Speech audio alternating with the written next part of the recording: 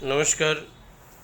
सिद्धि हिंदी विद्यालय और सिद्धि English school की यूट्यूब चैनल में कक्षा 11वीं के सभी विद्यार्थियों का मैं हर्षद जानी अर्थशास्त्र विषय में स्वागत करता हूँ। विषय की शुरुआत करूँ उससे पहले एक सुंदर सा सुविचार। स्वामी विवेकानंद ऐसा लिखते हैं कि हमें ऐसी शिक्षा चाहिए कि जिससे चरित्र का निर्माण हो, मन की शक्ति बढ़े, बुद्धि का विकास और मनुष्य अपने पैर पर खड़ा हो सके। तो स्वनिर्भर भारत की शुरुआत के साथ स्वामी विवेकानंद के विचार को मानते हुए एक मिनट के लिए माता सरस्वती को भी याद कर लेते हैं। ये मिलकर प्रार्थना करते हैं।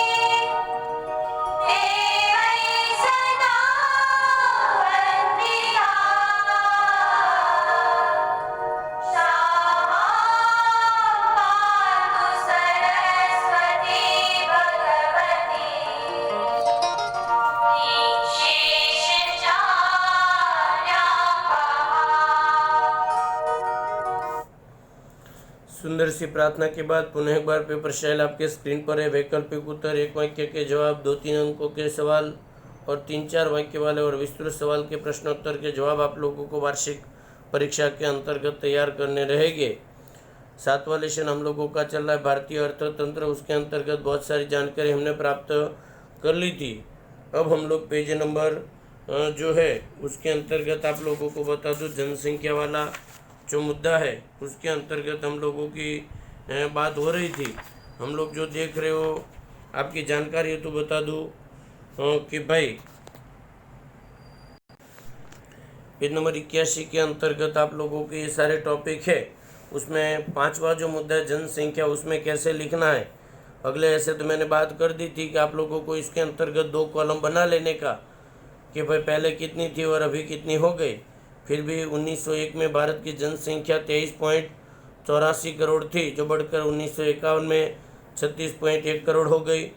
उसके बाद की बात अगर करूँ तो भारत में तीव्र गति से ये बढ़कर 2001 में जाओ तो 102.7 करोड़ हो गई और 2011 की जनगणना के अनुसार 121 करोड़ जितनी हमारी जनसंख्या हो गई। अर्थात भारत में स्वतंत्रता के बाद जनसंख्या खूब तेज़ी से बढ़ी और लगभग देश के अंतर्गत वार्षिक वृद्धि दर की बात करूं तो 1.5% की दर से देश की जनसंख्या बढ़ी।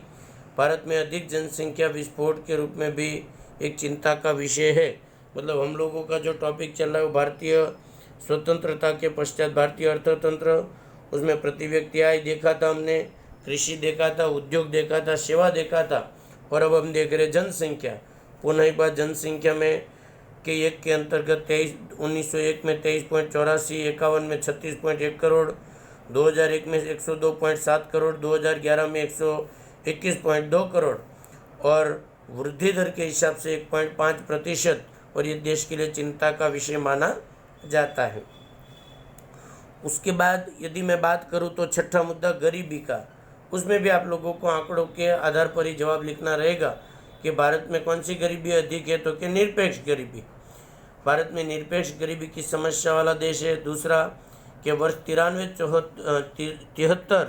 1973-74 में भारत में गरीबी का जो प्रमाण 54.9% लोग गरीब थे। 93-94 के अंतर्गत यह प्रमाण घटकर 45.3% हो गया।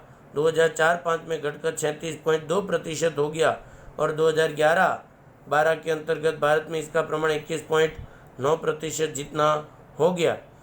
मतलब आंकड़ों के हिसाब से पता चलता है कि भारत में गरीबी का प्रमाण घटा है। बावजूद भारत की जो दारुण्य गरीबी की जो स्थिति है, दारुण्य मतलब अत्यधिक गरीबी में कोई खास बड़ा परिवर्तन नहीं हुआ, क्योंकि देश में 21% गरीबी का होना ये देश के लिए काफ़ी चिंता का विषय है, काफ़ी विचार लायक विषय है, और ये देश को आधुनिक समय के अंतर्गत काफ़ी समस्याओं का सामना भी इसके अंतर्गत करना पड़ सकता है। उसके बाद 7वां बेकारी का मुद्दा भी भारत में कौन सी बेकारी, तो क्या ढांचागत बेकारी का प्रमाण अधिक है। भारत में आंकड़ों के हिसाब से आप चले जाओ तो 51 के अंतर्गत 33 लाख लोग बेकार थे। बेकारी के आंकड़े कौन तैयार करते, तो कि नेशनल सैंपल सर्वे के अनुमान के अनुसार 1999-2000 में भारत में 7.31% लोग बेकार थे, और 2004-05 में वो बढ़कर 8.2% हो गए। 2009-10 में ये प्रमाण वापस घटा 6.6% हो गए। 2011-12 में ये घटकर 5.6% तक नीचे आया। परंतु मतलब बेकारी की स्थिति भारत में कभी बढ़ी तो कभी घटी। जब स्वतंत्र भारत हुआ तो 33 लाख थे, 99-2000 में 7.31 थे, 2004-05 के अंतर्गत 8.2% हुए, मतलब बढ़े। 9-10 में घटा के 6.6% हो गया। 11-12 में और घटा के 5.6% हो गया। परंतु भारत में ग्रामीण बेकारी, उसमें भी खासकर प्रच्छन्न बेकारी का प्रमाण अधिक है, और यह छिपी बेकारी होने की वजह से इसको मापा नहीं जा सकता। इस प्रकार भारत में बेकारी का जो दर है वो काफ़ी ऊंचा है, ऐसा भी आप लोग कह सकते हो। और अंतिम जो मुद्दा है मानव विकास, 7वां जो मुद्दा है हम लोगों का स्वतंत्रता के पश्चात भारतीय अर्थतंत्र 81 पेज पर है। मानव विकास क्या होता है? मानव विकास आप लोग 10वीं में पढ़े हो कि मानव को विकास को मापने वाला अंक अर्थात मानव विकास अंक, इसको अंग्रेजी में HDI ह्यूमन डेवलप इंडेक्स के नाम से जानते हैं। इसको मापने का काम किसने किया? UNO मतलब यूनाइटेड नेशनल्स ऑर्गेनाइजेशन, संयुक्त राष्ट्र संघ के द्वारा इसके आंकड़े तैयार किए गए। मानव विकास में कौन कौन सी बातें आती है, तो कि 1 औसत आयु, 2 शिक्षा, तीसरा जीवन स्तर के आधार पर तैयार किया जाता है।